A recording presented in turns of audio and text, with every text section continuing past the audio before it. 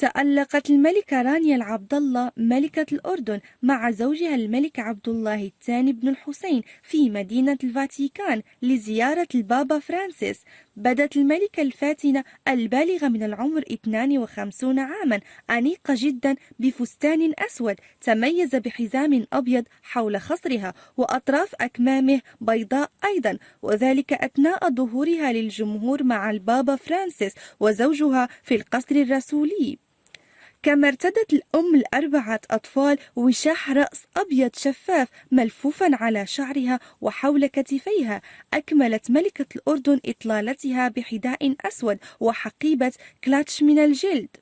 يرفض بروتوكول الفاتيكان على النساء ارتداء أكمام طويلة وملابس رسمية سوداء وحجاب خلال لقاءات خاصة مع البابا، لذلك ارتدت الملكة رانيا العبد الله الوشاح على رأسها. وبدا الملك عبد الله الثاني أنيقا كذلك ببدلة سوداء ارتداها مع حذاء رسمي وقميص أبيض.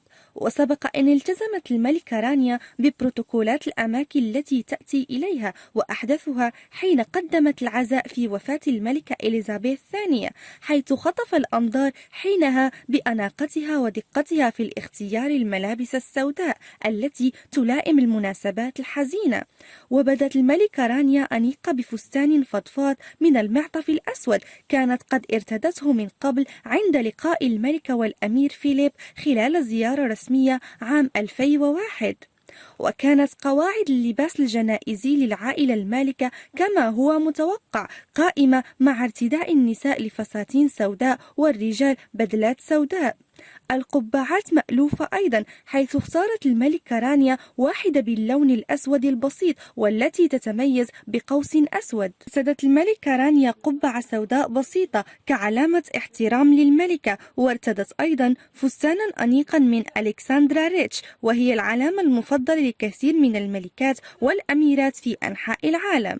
وقامت الملكة رانيا بالتعديل على التصميم الأصلي للفستان الذي تميز بوجود شق جانبي كبير، كما تميز فستان الملكة رانيا بوجود 3 أزرار مرصعة بالكريستال، كما طلبت رانيا إزالة الكريستال ليلائم الفستان المناسبة، كما قامت بإغلاق الشق.